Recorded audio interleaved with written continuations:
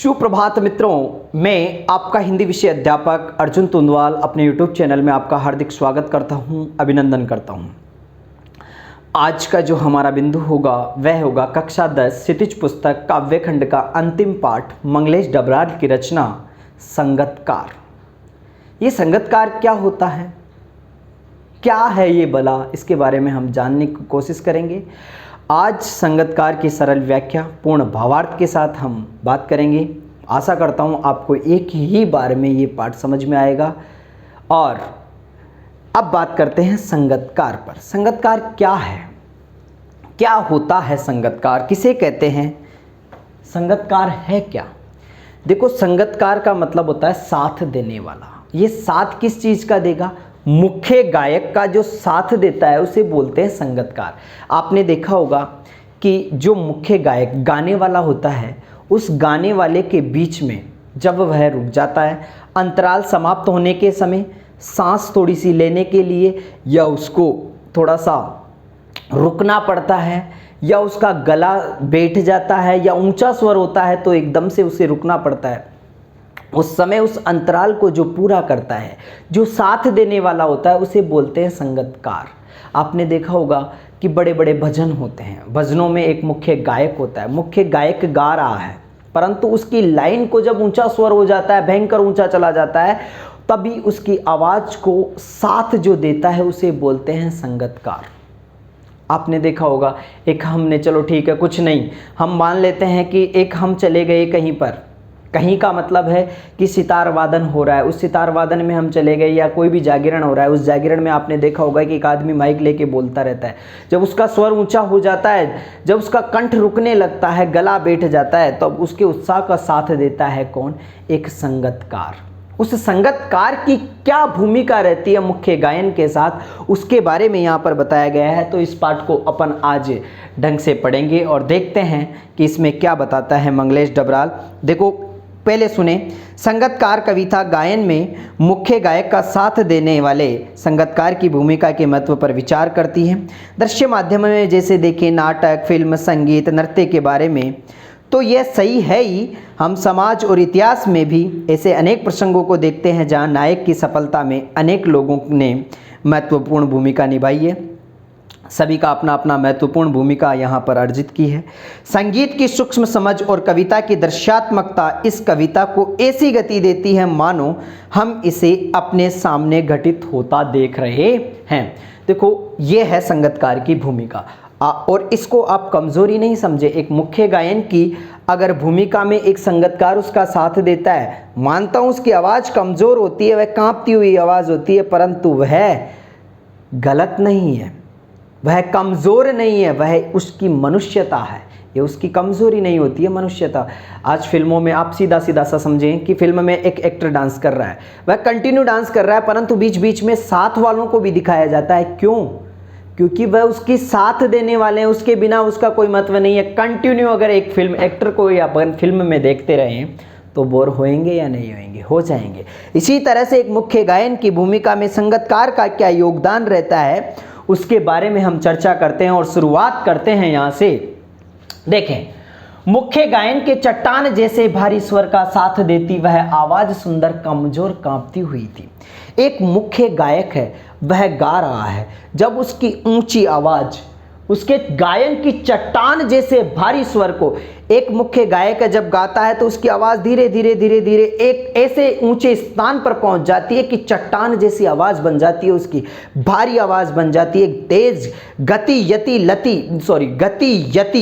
लय और स्वर, ये क्या है, उसके बढ़ जाते हैं, और बढ़ने के बाद उस चट्टान जैसी आवाज को जब रुक जाती है तो उसको साथ देती हुई एक और आवाज़ होती है जो कमज़ोर और कांपती हुई होती है, कमज़ोर और कांपती हुई होती है, परंतु वह क्या होती है, सुंदर होती है, क्योंकि मुख्य गायन की आवाज़ को साथ देने का काम उसका होता है, और उसी को बोलते हैं संगतकार। वह मुख्य गायन का छोटा भाई है, या उसका शिष्य है, या फिर कहीं दूर से चला आ रहा कोई रिश्तेदार है सीखने के भाव से।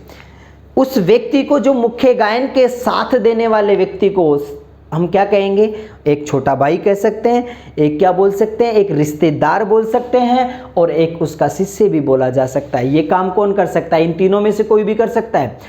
ये उसको संज्ञा दी गई है, जबकि मुख्य गायक का जो संगतकार होता है वह कोई भी हो सकता है, परंतु उसकी संज्ञा, कहने का मतलब एक बड़े भाई का साथ छोटा भाई देगा, गुरु का साथ शिष्य ही देगा, और एक सिखाने वाले को कोई भी अगर किसी को अपना मानता है तो वह कहीं से भी चला आकर उसके पास सीख लेता है। ये उसकी भूमिका है, उसकी संगतकार की संज्ञा दी गई है। उसकी क्या संज्ञा दी गई है? छोटा भाई, शिष्य या दूर का कोई रिश्तेदार। मुख्य गायन की गरज में वह अपनी गूंज मिलाता आया है प्राचीन काल से। ये जो मुख्य गायक होता है ये आज की बात नहीं है, ये प्राचीन काल से ही चला आ रहा है। मुख्य गायक जब गाता है तो उसका साथ देने के लिए जो व्यक्ति होता है उसे बोलते हैं संगतकार। उसे क्या बोलते हैं? संगतकार। और ये आज की बात नहीं है, ये प्राचीन काल से चली आ रही है। ये आज की बात नहीं है, ये प्राचीन काल से चली आ रही परंपरा है कि मुख्य गायक लगातार नहीं गा सकता, उसे बीच में रुकने की आवश्यकता होगी, क्योंकि उसे सांस नहीं आती है, उसका गला रुक जाता है, गला बैठ जाता है, तो उस समय संगतकार अपनी भूमिका का निर्वहन करता है।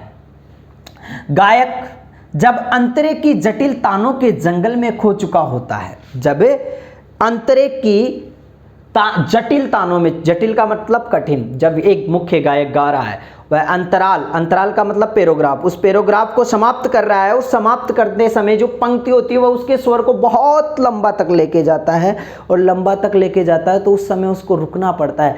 उस जटिल तानों के जंगल में जब वह खो जाता है, उसे पता नहीं रहता है कि मैं कहाँ से कहाँ पहुँच गया, या अपने ही सरगम को लांघ कर चला जाता है भटकता हुआ एक अनहद में, या ऐसी स्थिति पैदा हो जाती है कि उसको पता ही नहीं रहता है। क्योंकि जब मुख्य गायक गाता है तो ऐसी तान होती है कि पता ही नहीं चलता है कि वह कहाँ से कहाँ पहुँच जाता है। उस समय जब उसको पता नहीं रहा और उसका गला रुक जाता है, उस समय एक व्यक्ति उसका साथ देता है, उसको बोलते हैं संगतकार।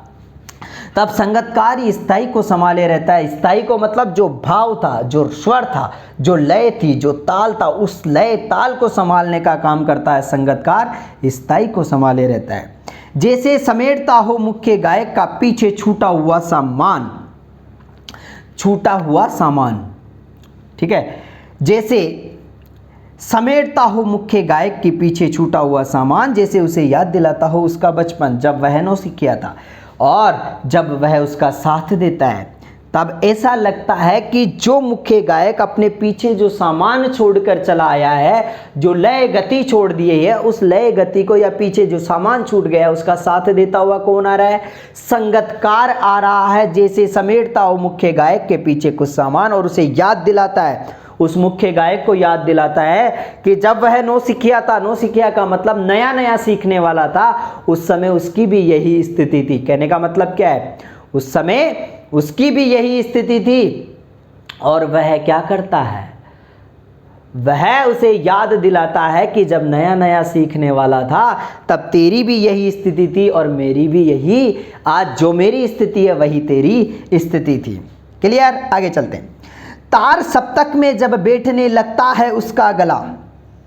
तार सप्तक क्या होता है? आपको बता दूं कि शुरू में आवाज़ धीमी होती है, फिर थोड़ी बढ़ती है, फिर थोड़ी बढ़ती है, और अंततोगत्वा एक ऐसी आवाज़ होती है, बुलंद आवाज़ जिसे कह सकते हैं। एक तेज आवाज़ में गति भी तेज होती है, आवाज़ भी तेज होती है, उससे बोलते हैं तार सप्तक।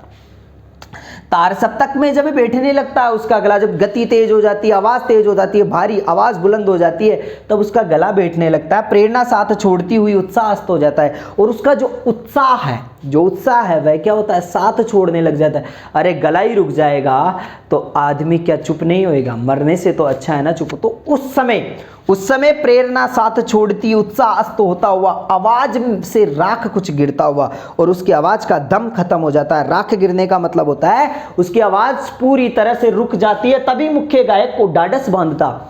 ढाढ़स बांधने का मतलब क्या होता है? उसको तसल्ली देना, उसका सहारा देना।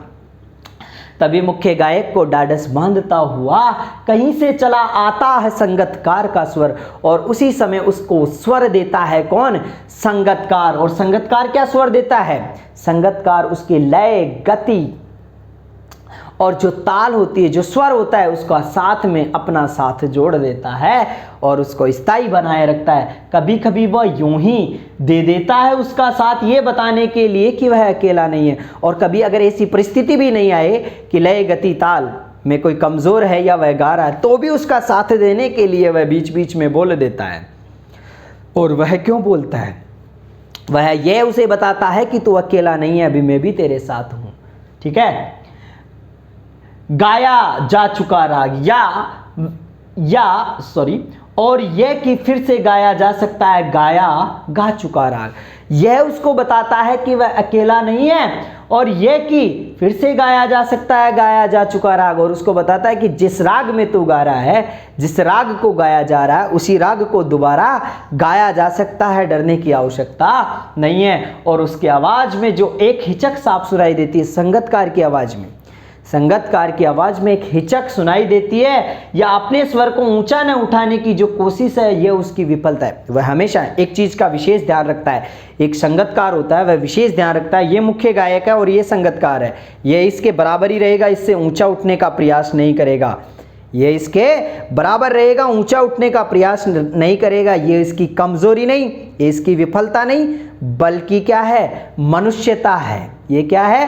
क्योंकि इसका साथ देना है, इससे आगे नहीं बढ़ना है। जब इसके बराबर वह आ जाएगा, तब ऊपर नीचे सारा काम हो जाएगा। क्योंकि इसकी आवाज़ से अगर ऊपर चला गया तो वह मुख्य गायक नहीं रहेगा, और वह संगतकार की भूमिका का निर्वहन भी नहीं कर पाएगा। इसलिए वह इस चीज़ का ध्यान रखता है, वह इस कोशिश में रहता है कि ऊंचा न उठे। ये उसकी विफलता नहीं, बल्कि उसकी क्या है? मनुष्यता। ये उसका गुण होता है। यह है संगतकार का सरल एवं भाव सौंदर्य व्याख्या सहित। आप सभी को समझ में आएगा, आशा करता हूँ। नहीं आया है तो एक बार फिर से शुरू से लेकर अंतिम तक इस वीडियो को जरूर देखें और